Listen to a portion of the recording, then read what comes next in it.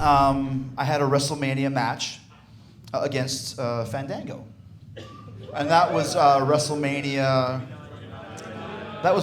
29. You win a prize. Collected from Kenny McIntosh after the show. And that was not the original plan.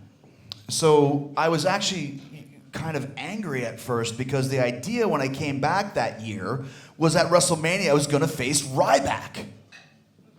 Oh my God. Poor Ryback. But at the time, Ryback was actually really hot. And I thought for me to work with Ryback, I actually thought at one point in time he was so popular that he could have actually worked with Undertaker at a WrestleMania and maybe been the guy to beat the streak. That's how popular he was at the time and how good he was doing. Obviously, it didn't work out too well for him. So, considering your reaction. So, but that was not the case. And I knew something was going on because every week somebody new was getting an angle for WrestleMania. Their match was locked in. This match, that match, this match, that match. And I kept asking, when is we starting the build for Ryback and Jericho? When are we doing this? And all I heard from the writers was Vince wants to talk to you on his own. I'm like, well, what does he want me to do? It's like, we don't know. And I'm thinking, like, I knew it wasn't going to be Ryback because he started doing something with Mark Henry. So I'm like, what's it going to be? Like a few years earlier, I was supposed to do something with Mickey Rourke, and then it didn't work out, so it ended up being me versus Piper and Snuka and whoever else was in there. Steamboat, yes, sorry. And Flair was out there, and Rourke was out there. It was a kind of an attraction match. In WrestleMania, there's matches that are kind of slotted to steal the show. There's matches that are on there just to get everybody in the card, and then there's your attraction matches. Ones that aren't supposed to be great, but people will pay money to see. So I'm like, well, who am I going to be wrestling against? Like, I don't know, maybe it'd be Jericho versus Brad Pitt. You know, it could be. I mean, who's a real big star from Manchester? Liam Gallagher. Maybe it's Jericho versus Liam Gallagher. Maybe it's Liam Gallagher and Noel Gallagher versus Jericho. Tried a little bit of Oasis humor there for you. But I was like, oh, thank you. Just trying to fit in with the local culture, guys. So I'm like, well, who's it going to be? So finally, I get Vince on the phone. I'm like, Vince, well, you got to tell me. What am I doing at WrestleMania? Like, what's it going to be? He's like, oh, well, it's going to be the same thing you do every year. You're going to be looking at the lights, pal.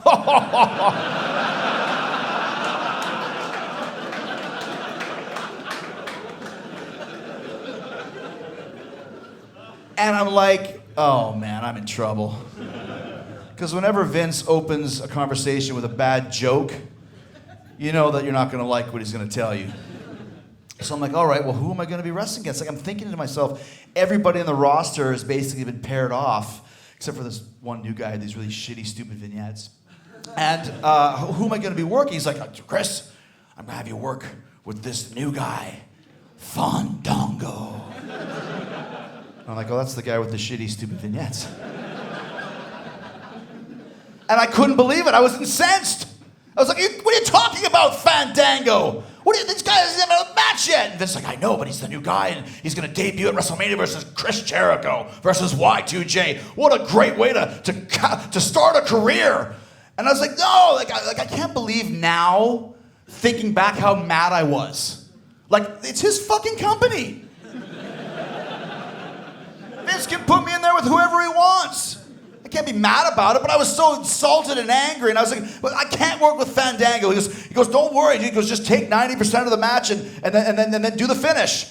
And I was like, no, I'm not. So what about Wade Barrett? Wade Barrett is a 9-time Intercontinental Champion. I could go for the 10th victory. I'm a 9-time Intercontinental Champion. I could go for my 10th victory, the record-breaking 10th Intercontinental Championship. He goes, oh, nobody cares about the fucking Intercontinental Championship.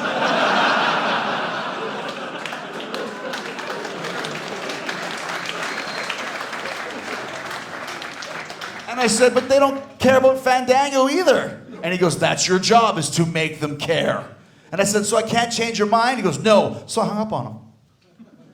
I hung up on my billionaire boss because I wasn't happy with what he wanted me to do. Prima donna Jericho in the his.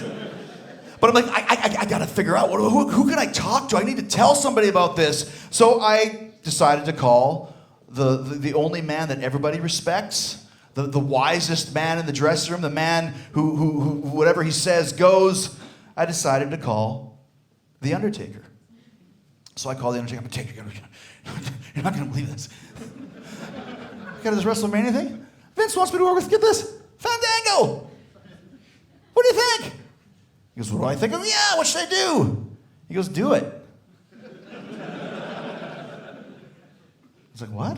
He goes, just do it. And I remember a few years earlier, I was in San Francisco doing a promo, and somebody threw a big D-sized battery at the back of my head. You know those really fucking big ones? And I'm like, how did you sneak in a D-sized battery? And this thing hit me right in the back of the head, and it hurt. And I was like, you know what? You just lost your main event. And I threw the microphone down. I walked out of the ring. I walked down the aisleway. I walked to the back, and the agents were there. I said, I'm not going back out there. Some fucking guy threw a battery at my head. I'm not going back there. You can't make me. You can't make me. I'm not going back out there. And I look around the corner. There's Undertaker. He goes, what did you say? I said, I'm not going back out there. He goes, you're not?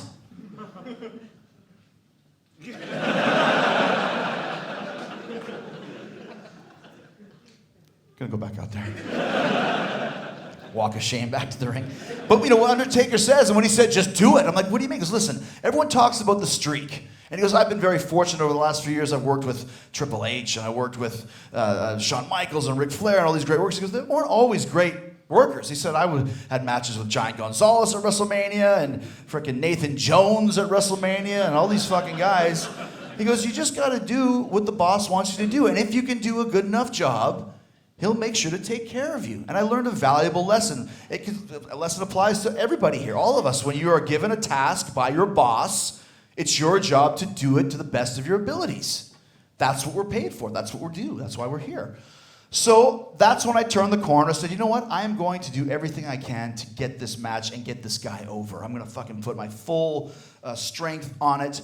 And that's what I decided to do. And I only had 3 weeks to build up this guy that no one had ever heard of before in his life, who had the gimmick of being an evil ballroom dancer.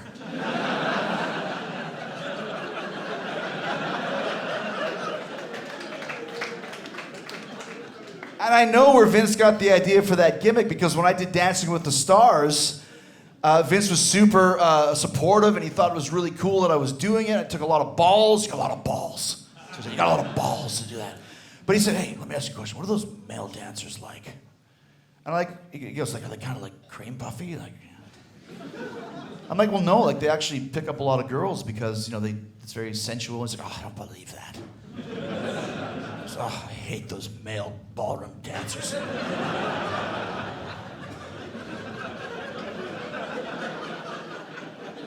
And I was thinking to myself, one of these days, Vince is going to create a character, an evil ballroom dancer, which he did, and I get to wrestle him for the first time. So I had to establish who this guy is. So I had 2 ideas in mind. One was I had to say his name as much as possible so people would know his name. But instead of just saying it, I would mess it up. Fan Dodge Durango, Fan Dingo ate my baby. I see a silhouette of man, I love a man, Scaramouche, can you do the fandango? That was another one I actually did that. So people would now know this guy's name. One mission accomplished. 2, I wanted to get one of his moves over. We didn't have time, so it had to be his finish, which was a top rope leg drop, which I had him hit me with every single week. And even weeks when it was like, okay, this week, Jericho, you get the upper hand. I'm like, no, he has to hit me with that fucking leg drop every time. So now, A, we've established his name. B, we've established his finishing move, which then gives me something to work with. Comes time for WrestleMania, the second match of the show. It wasn't a great match, but it was a good match, and people were going nuts for it, and they believed in Fandango. And the finish of the match was me losing. Which is another thing that I called Vince when the day before, when I got the finish, I called him. I was like, you double-crossed me! You fucking asshole, you double-crossed me! He goes, what do you mean? You said that I would take 90% of the match and then go to the finish. He's like, that's exactly what I said. And that's when I realized, oh.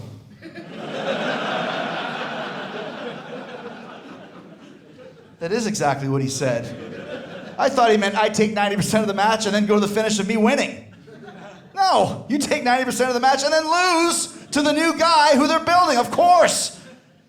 So I fucking apologized and walked away with my tail between my legs. But the match happened. The reaction was great. People booed. I remember I was saying, Vince, people are going to believe Fandango beating me. He goes, that's what I want. I want 65,000 people chanting bullshit. If we can get that, we've got something done. Well, there wasn't 65,000 people chanting bullshit. I think there was 3 guys in the front row that had too many drinks that were chanting bullshit. That's about it. But people were into it. And the next night on Raw, which is always the craziest night of the year, the night after WrestleMania, the Raw after WrestleMania, Fandango was one of the most over guys on the entire show. And all you fucking assholes were cheering for him. His theme song was even top 10 here in the UK.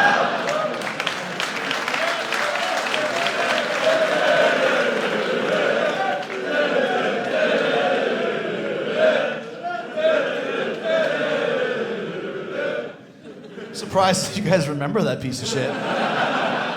But when I was leaving the show, everybody in the audience, in the parking lot walking back to their cars was doing exactly what you guys just did. And I remember I called Vince, I just held the phone out to the park and I said, listen to this. I said, you just got a new top babyface. And that, to me, was the best part. I had a job to do, I put my fucking mind to it and made it work. And that's what it's all about, isn't it? I'll try again. That's what it's all about, isn't it? And just to go back, what Undertaker said, when I got my paycheck for WrestleMania 29, it was the exact same amount that I got for WrestleMania 28, which was a main event title match, and that was a huge payoff, and Vince gave me another huge payoff for doing a good job with Fandango. So there you go. More than you make in a year, my friend.